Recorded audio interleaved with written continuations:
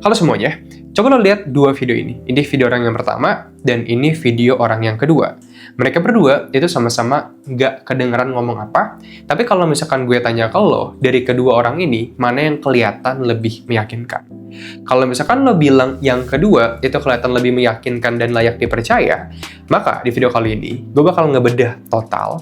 Yang pertama, teknik komunikasi bahkan tanpa satu kata pun yang bakal bikin pesan lo 10 kali lebih meyakinkan. Teknik kedua dan yang ketiga yang bisa lo praktekkan juga, yang dimana ini bakal bikin orang lebih percaya dengan pesan yang lo sampaikan, bahkan setuju dengan apa yang lo sampaikan tanpa sadar. So, kita bakal mulai video komunikasi persuasif hari ini dengan yang pertama. Halo effect. Bang, apa yang lo maksudin dengan halo effect? Halo effect menjelaskan bahwa lo bahkan bisa bikin orang percaya sama lo tanpa mengeluarkan satu kata pun. Seperti yang gue udah kasih unjuk di dalam intro dari video kali ini, di mana ada orang, yang satu dan yang kedua. Dan salah satu orang tersebut itu kelihatan jauh lebih meyakinkan daripada orang yang lainnya. Bang, kenapa? Karena ini adalah halo effect.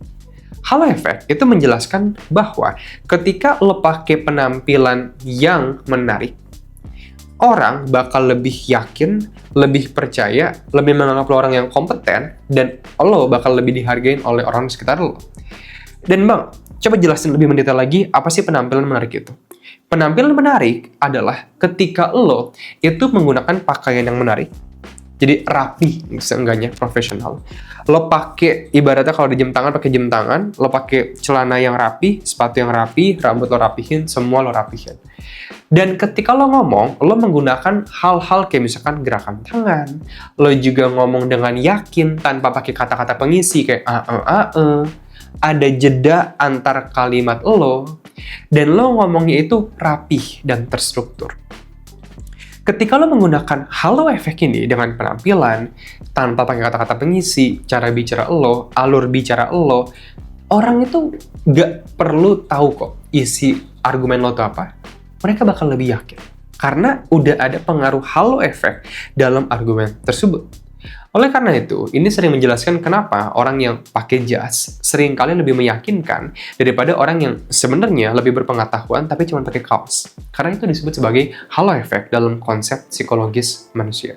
So, ingat, cara lo berbicara, cara lo menggunakan pakaian, cara lo mempresentasikan diri lo kepada dunia bakal mempengaruhi banget apakah dunia bakal menganggap lo sebagai orang yang kredibel, terpercaya, layak didengarkan atau enggak. Yang kedua adalah menggunakan cerita untuk menggerakkan emosi. Ini juga disebut dalam retorika patos. Jadi gini, dalam seni komunikasi kuno, ada sebuah aliran komunikasi yang disebut sebagai retorika. Di mana di retorika ini ada sebuah teknik yang disebut sebagai patos atau emosi, yang menjelaskan bahwa pada dasarnya manusia itu adalah a creature of emotion. Jadi manusia itu adalah makhluk yang digerakkan oleh emosi, bukan dengan logika. Contohnya adalah gini, ketika misalkan lo ngerasain lapar, itu adalah emosi. Perasaan lo yang lagi lapar. Kalau misalkan gue lagi sedih, gue lagi pengen pergi nih ke mall gitu kan, karena gue lagi sepi di rumah. Itu kan karena emosi. Misalkan gue lagi pengen jalan bareng teman gue, karena gue lagi boring di rumah. Itu kan karena perasaan bosan. Jadi manusia itu selalu digerakkan oleh perasaan, bukan dengan logika. Jadi, perasaan timbul terlebih dahulu, baru logika mengikuti. Kalau misalkan gue lagi pengen banget ngerasain emosi berenergi gitu kan, gue pengen ngerasain perasaan yang boost up gitu, maka logika gue bakal bilang, oh yaudah kalau gitu minum kopi aja. Jadi, gue beli sesuatu untuk mendapatkan emosi ini. Oke, jadi gue beli sesuatu buat mendapatkan emosi ini. Makanya kalau misalkan lo udah pelajarin dalam dunia marketing, banyak yang bilang kayak sell emotion not facts, jual emosi bukan fakta. Cuman orang-orang bakal mikir kayak apa yang lo maksudin dengan jual emosi? Ya, kita berusaha menanamkan emosi dalam hati orang terlebih dahulu, baru logika dia bakal ngikutin. Nah, sama dengan ketika lo berargumen, lo harus bisa menggunakan patos atau emosi agar dia bisa yakin dengan lo. Bang, contohnya gimana bang? Contohnya adalah dengan lo bercerita atau storytelling. Dulu, gue pernah lagi dalam sebuah kelas debat. Jadi di sekolah SMA gue, itu pernah ada kelas debat namanya, di mana kita itu dilatih untuk bisa menciptakan argumen yang sifatnya itu persuasif. Nah, waktu itu, salah satu metode yang sangat amat efektif banget dan gak pernah gagal ketika digunakan dalam proses tersebut adalah ketika lo menggunakan sebuah cerita untuk meyakinin hati orang lain. Jadi gini, alih-alih kayak misalkan gue bilang bahwa global warming itu udah memburuk banget, dan glacier di ice Antartika bahkan, itu sudah semakin menipis. Yang terjadi adalah, orang-orang bakal kayak, oh oke, ya emang udah mulai menipis sih. Tapi ketika lo menggunakan cerita, lo misalkan nunjukin ada sebuah foto dengan beruang kutub bersama anaknya berdua gitu kan, yang dia lagi rangkul, lagi pelokin gini, dan lo bilang bahwa teman-teman semuanya, di Kutub Utara sekarang, itu ada krisis yang sangat penting sekali. Banyak hewan yang menderita di Kutub Utara karena mereka kehilangan habitatnya. Seorang ibu dari beruang kutub di foto ini terlihat sedang memeluk dan melindungi kedua anaknya yang hampir saja jatuh ke bawah air karena mereka belum bisa berenang. Betapa kepedihan yang pastinya akan dialami oleh ibu tersebut ketika ia kehilangan anaknya. Dan semua ini, Bapak Ibu semuanya, disebabkan oleh perilaku manusia. Jadi, again, itu cuma contoh doang aja. The point is, gue bercerita untuk menanamkan emosi terlebih dahulu, yaitu adalah emosi dari perasaan sedih, dan lo merasa iba. Nah, gue pengen lo ngerasa sedih terlebih dahulu. Why? Karena ketika lo ngerasain perasaan sedih, next time, pas gue bilang, oke, terus solusi apa yang bisa kita ambil, most probably, mayoritas orang bakal lebih tinggi yang pengen ngelakuin solusi tersebut dibandingkan kalau gue cuma bilang, sekarang Kutub Utara udah makin menipis untuk esnya, Bapak Ibu semuanya, ini semua karena perilaku manusia. Dan ini yang bisa kita lakuin. Orang bakal cuman kayak, oke, itu cuman kayak fakta. Tapi kalau emosi, kalau tiba-tiba fakta, setidaknya orang bakal kayak, oke, kalau gitu gue mau coba deh. Karena lo menggerakkan emosinya terlebih dahulu. Nah, makanya, kalau misalkan lo lihat dalam berbagai motivator hebat terkenal, mereka nggak menggunakan fakta dulu.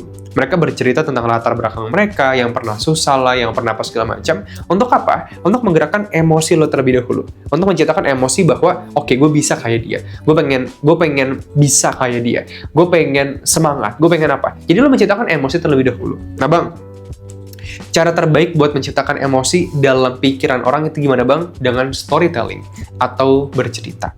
Ketika lo bercerita, orang bakal merasakan menjadi bagian dalam cerita tersebut dan ngerasain apa yang dirasakan oleh si tokoh utama.